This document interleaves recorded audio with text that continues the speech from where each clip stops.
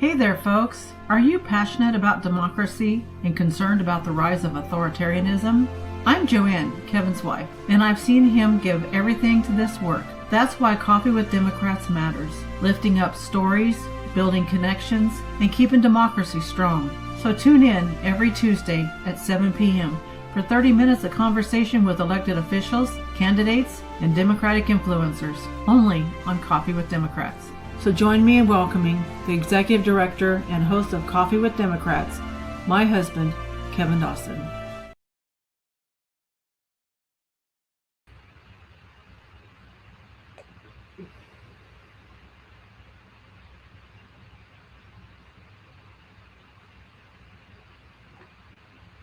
Well, good evening, folks, and welcome to Coffee with Democrats.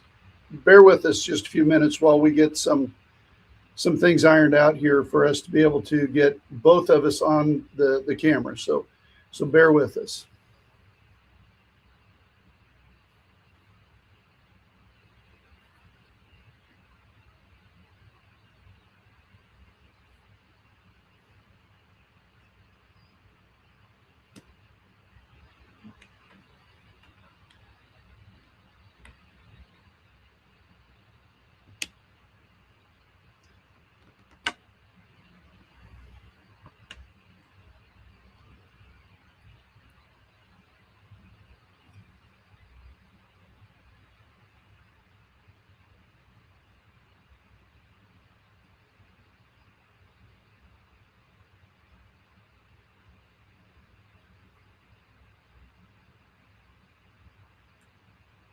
All right, we've got Jordan Kelley in the house. And if somebody would please let us know in the comments that you can hear us and everything is okay on your side, we would very much appreciate that.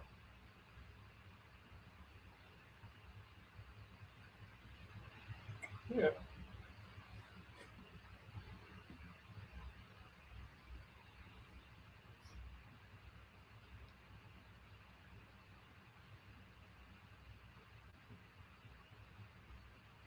All right, we'll get both of us on the stage together.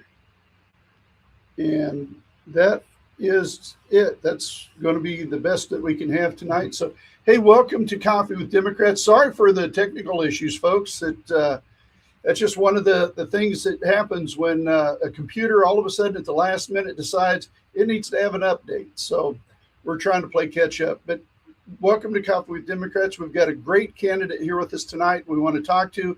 We want to find out more about him.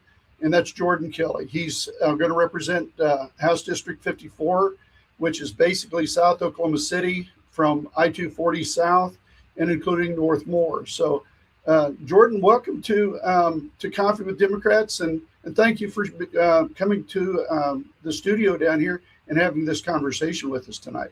Thanks, Kevin. It's really my pleasure. Well, it's not just a pleasure. We got to talk about what happened. Things were missing connections there for a while. I was reaching out to the wrong person and finally found the right person today and got you scheduled just like a few hours ago. So yeah. It was very rapid and it shows your agility. You're able to, like Muhammad Ali said, you were floating like a butterfly and we're going to sting like a bee tonight. And we're looking forward to that conversation. So, it's a pleasure to have you on Coffee with Democrats, and we're going to talk a little bit about. I like talking about three basic things, but we got more things to talk about as well. First and foremost, we need to talk about who you are. Second is why are you running for House District 54, and then the last thing is tell us why people should vote for you. So I'm going to turn it over to you for a little while. I'm going to work on trying to get another camera angle working here while you talk, and people can watch you, and I'll be in the background. Yes. Well, Kevin, if you ever need help with anything, you just let me know, because that's the Oklahoma standard. Oklahomans, whenever the chips are down and we need to show up, we show up. And Oklahomans are going to have some opportunities to show up this November. Tell you more about myself. My name is Jordan Kelley. I kind of I was born in Texas. A lot of my family's still in Texas, but by God's good graces, my mom moved me to Oklahoma um, when I was young, and I started living more in about the year 2000. And um, I graduated high school from Watauga High School, and I spent a year at OU doing ROTC. Um, Realized that I was a Marine option, Uh-huh. um, and if you know, if you have any friends or family that are Marines, you know that they are a specific breed, Right. And I wanted to be an officer, but um, I wanted to be a part of the best, and it was. I kind of realized I wasn't part of the Marine breed, and I couldn't switch to be a Navy option because, if you don't know, to be a Navy officer, you have to like take college calculus and things like that. So I wasn't suited to be a Marine officer. I wasn't suited to be a Navy officer. So I kind of forego the rest of my ROTC scholarship, and then I moved to SWASU, where I got a history degree, became an educator in history and later in English. So I've been teaching for 10 years, mostly in Oklahoma City Public Schools. And I'm a father of 3, and my wife also teaches at Highland East. So she's also a teacher, or family of teachers. My mother's a nurse. She worked at the Watauga Hospital for almost 20 years, and she was a nurse for almost 40 years.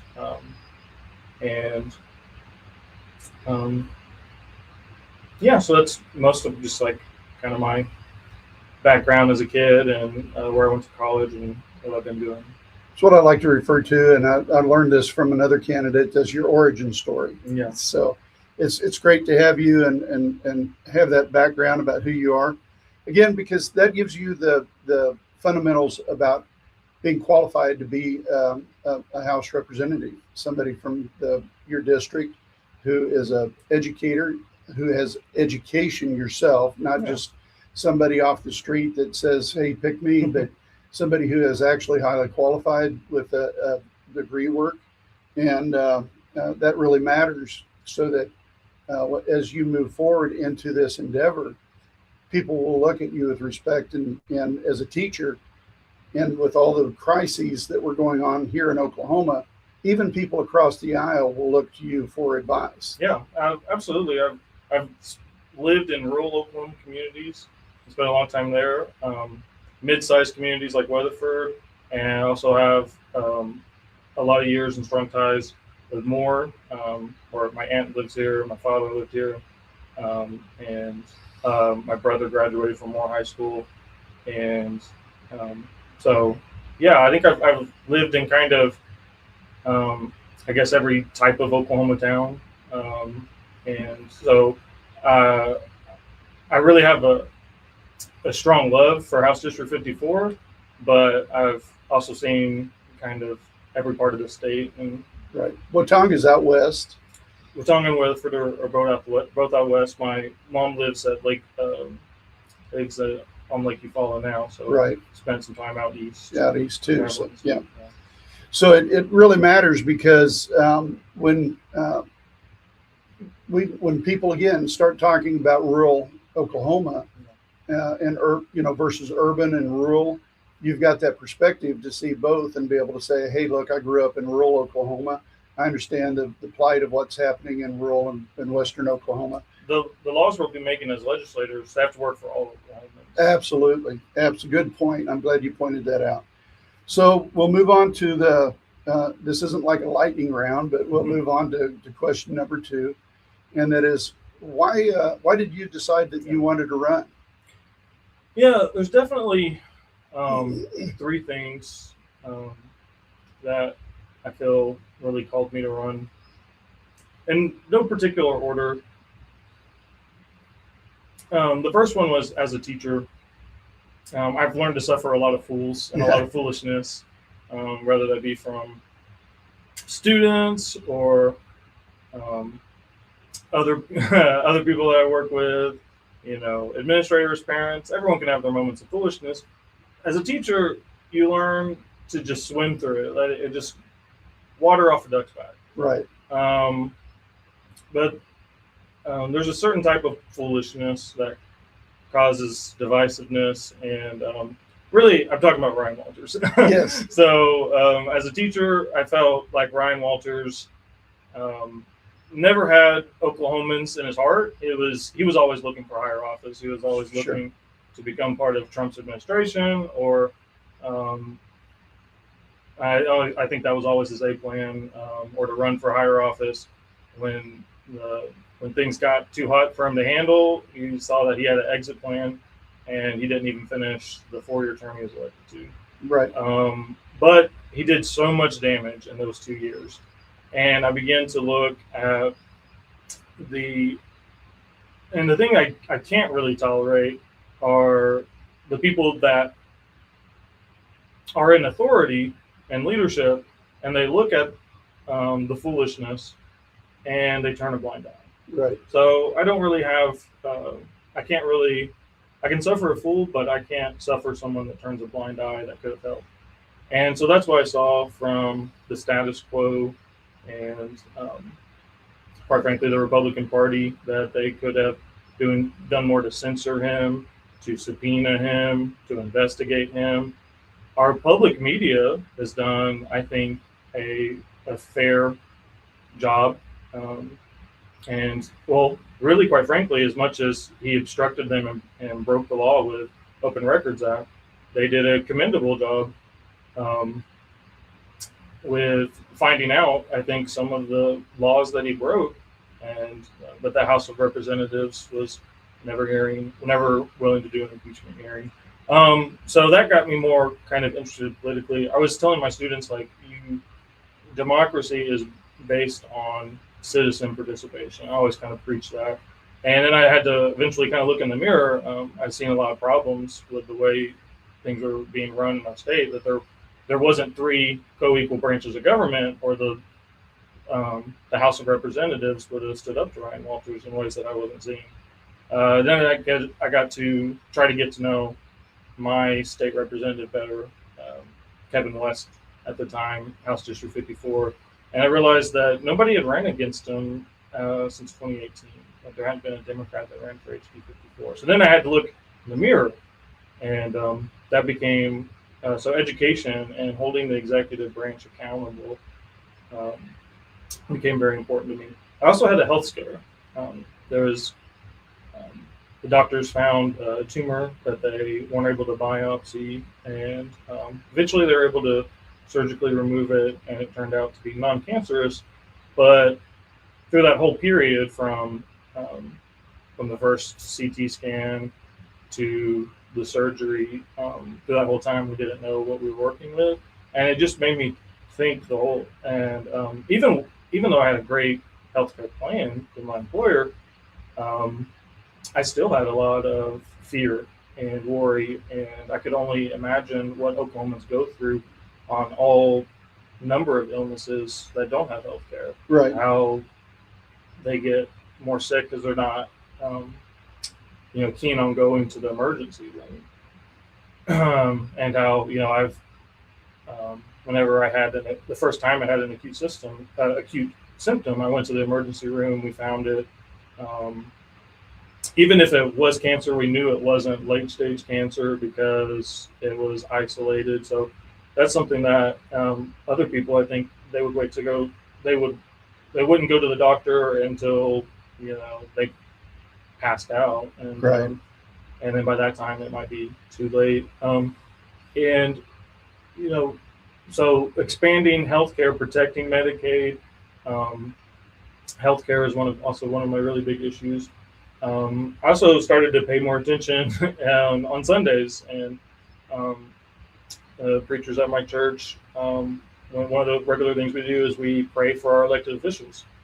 And so restoring respectability, restoring civility, treating other people with respect, even when we disagree with them, that became very important to me. So those are the 3 reasons why I'm running. I feel called to run. I felt that calling church on Sundays when we were praying for elected officials. Um, I want to make sure that all Oklahomans have access to quality health care, and I want to make sure that our schools are properly run, that educators are making the laws and holding the executive accountable. Well, those are all noble causes too, but because it is by any stretch of the imagination, Oklahoma is in a tough place. We're ranked 50th in education, and that's not due to the educators. I'm an advocate for educators and an advocate for the administrations of schools.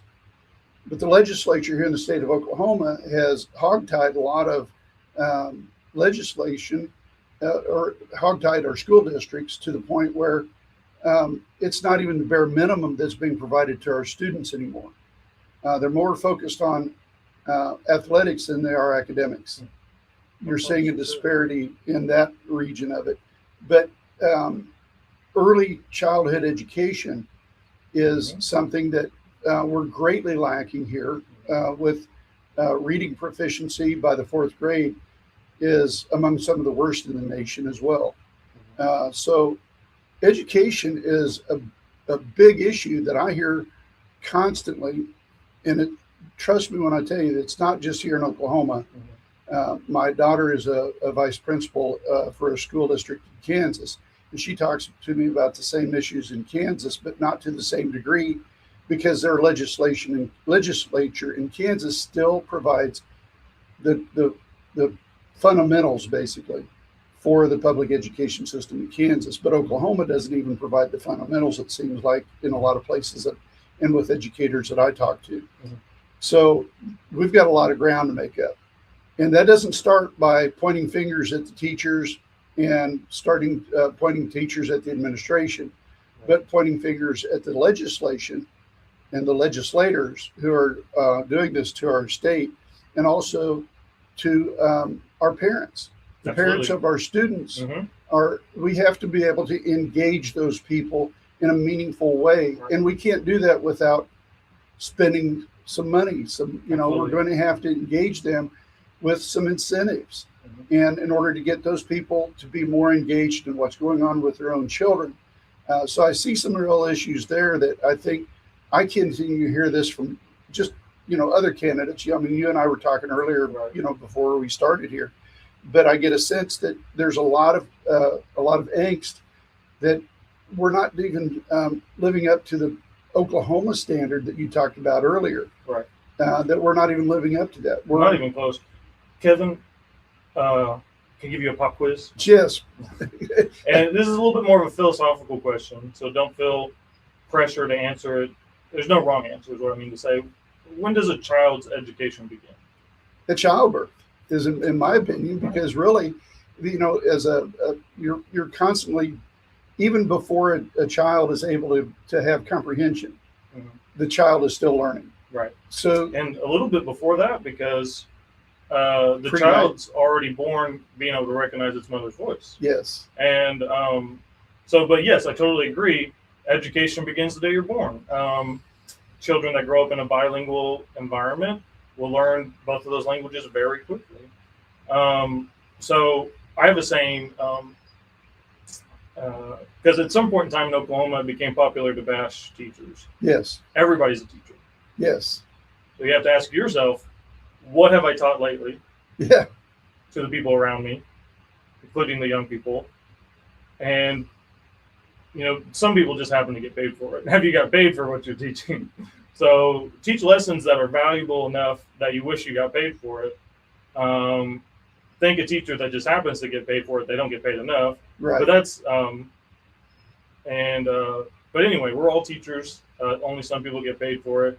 But we really need to think about what lessons are we teaching our children. There's a lot of parents. So education, actually, for us, our education turnaround is not going to begin with, it's not even going to begin with pre-K, which we need to shore up and expand. It's not going to begin in kindergarten or first grade. And yes, we need to implement science of literacy, train teachers better in teaching the science of literacy, phonics. There's a lot of reforms that we need to do, and Republicans and Democrats are starting to get on the same page about the literacy reforms. What about the parents? Not every parent in Oklahoma has a GED. Right. Not every parent in Oklahoma has a house library. Yes. Where they have books for themselves, adults, books for children.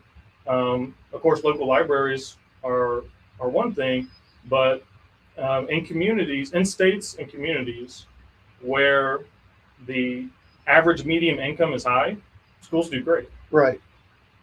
So we need to be doing more to help parents directly Right. with their educational needs and their income needs. And then all of a sudden, that could be the Oklahoma miracle. We didn't even have to really we don't have to completely reform education to make it match Mississippi or make it match Massachusetts.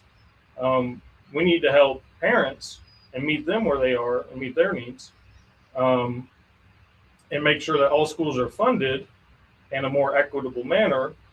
So if school funding was if the way that Edmond schools and Norman schools, if we match that kind of funding on a per pupil basis across the state, and if the parents of those students had incomes that were more comparable to the median incomes of those places, then we would see some amazing turnarounds. And these are easy political choices. As I'm kind of door knocking in my community, I met a correctional officer, and there's correctional officers in a lot of rural communities. State employees haven't had a pay raise in almost 10 years. Right. What's it going to take to increase the Oklahoma minimum wage? Right. Some parents are working 2 jobs. Some parents do have a high school education, maybe even have an associate's degree, maybe even have a bachelor's degree and still have to work 2 jobs. Right. They don't have enough time. They get home and they have just enough time to maybe cook their kid dinner. They would love to read their kid for an hour a day. They don't have an hour a day. Right. So we need to liberate parents economically. And that's the way to actually empower parents. Not whatever cheap points Ryan Walters was trying to win about empowering parents. When you empower the parents economically, they can spend more time with their kids and they can teach them so many things before they ever even walk to a pre-K classroom. Well, folks, you heard me laugh, and I've got to point out, this is such an enjoyable conversation for me. I am enjoying this conversation. I love what I'm hearing from Jordan. I think that he's going to make an outstanding candidate. And that laugh was I wasn't laughing anywhere in a derogatory manner. I was laughing because this is the kind of conversation that we need to have a legislator carrying on this kind of conversation. And that is so important to me. And it really touched me. And it touched me probably at the wrong moment, but it was something that I was enjoying so much that I couldn't help myself. Now, we got to go on to the last question. We've got about 6 minutes left here for you to be able to talk about why should people vote for you. Now, I already made the case why I think people should vote for you, but now I think you need to make the case for why people should vote for you. Time flies when you're having fun. Yeah. Man, there's so many reasons people should vote for me. As I go knock door to door in my district, everyone says the same thing. We really need somebody to stand up to Republicans, stand up to Kevin Stitt, stand up to whoever's gonna replace Kevin Stitt. And but I'm telling them, it needs to be Sidney Munson. We need to get in new leadership. And so I'm really excited about being part of a blue wave that really changes people's mind about Oklahoma. People there's a myth and a confusion that this program, Coffee with Democrats, is helping us sort out. Oklahoma is not a red state. Right. Like every state in the country, it's a gerrymandered state. Right. And so Democrats that exist don't turn out because they feel disenfranchised. Yeah. And so that's one as a social studies teacher, I believe in our democracy so much, and it's one of my core beliefs. And so as I'm knocking door to door, I'm just thinking about voter turnout. I'm thinking about helping people realize they're not a lonely blue dot. And really, if we look at the numbers from the last time a candidate ran in 2018, from when Joy Hogmaster ran for governor, how many people in HD 54 voted for, I really only need to flip 6% of the vote to flip the district. Right. And that is so manageable. So, and it's going to be done through door knocking. I've been door knocking since December. And so I'll essentially have 12 months of door knocking to flip the district. And I'm flipping independents. I'm flipping Republicans that I'm door knocking on. Whenever I knock on someone's door, one of the first questions will be, "Are you Democrat, Republican?" When I say I'm a Democrat, and they respond with, "Oh, I'm a Republican," and they go to shut the door, I'll just say, "I'm not your typical Democrat." Yeah. And the reason why I say that is because the person on the doorstep, they're going to interpret that however they want. And 90% of the time, they don't shut the door. So that 10% that just shut the door, you were never gonna flip the vote. Exactly. But those 90% that wait, and they'll go, "Well, what do you mean by that?" And then I'll just be like, "Well, what's a typical Democrat to you?" And they'll say all these extreme things, and I'll and then I'll get to say, "Oh no, that's not me. Like, these are the kitchen table issues I'm concerned with as an Oklahoma Democrat," and it's the same things that our Democrat senators are concerned about. It's what our representatives talk about every day, and viewers of this channel will know the kitchen table issues that we talk about all the time. And Oklahomans do not feel seen, whether you're a Republican, an independent, or a Democrat. Oklahomans throughout Moore and Oklahoma City, they feel ignored. Sometimes by their municipal city leaders, definitely by their state leaders and their governor. And people are struggling, and they want to have someone to believe in. And I'm that person that I think people, when I go door knocking, I say, give me a chance to win your vote. And I'm winning those votes, and my training in social sciences teaches me that democracy is worth fighting for, that what it looks like is competition, debating ideas, finding the best one, and initiating that for the public good. And that's the pitch that I'm doing door to door, and it's winning over independents. It's winning over lots of independents, and it's winning over Republicans. And the Democrats are also thankful. They feel seen. I'm inviting and starting to build coalitions. So that Democrats realize that they aren't a tiny minority. They are a significantly sized minority in HD 54. And the turnout in 2026 is going to be high. So this is the golden opportunity to flip HD 54. And that's why people should vote for me. Well, those are great answers, and I really appreciate you coming on to Coffee with Democrats. And folks, you heard me. I am enjoying this conversation so much. This is one of the few times that Jordan and I have ever met. This is the first time that he and I have spent time having a conversation like this, and he has impressed me a lot. I am very impressed with this. Kevin, you're going to have me back on in the summer. I can give you a rundown on the campaign, our numbers, how many doors we've been knocking, how many Democrats we've been reaching, how many independents.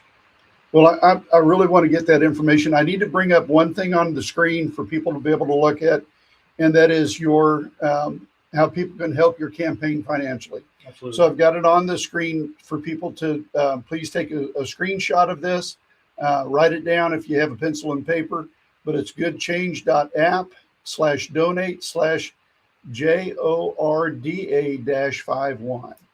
So we're really looking forward to having more support, because running a campaign is not easy. It's very hard and it's taxing financially. So, hey, folks, we got another great candidate coming on next Tuesday.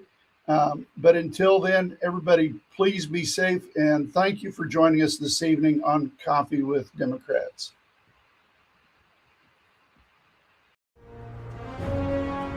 Coffee with Democrats is broadcast from the multimedia studio inside the Cleveland County Democrats office with their gracious permission to use the space. Our thanks to the Cleveland County Democrats Central Committee and Chair Jamie Shelton for accommodating our Tuesday night show.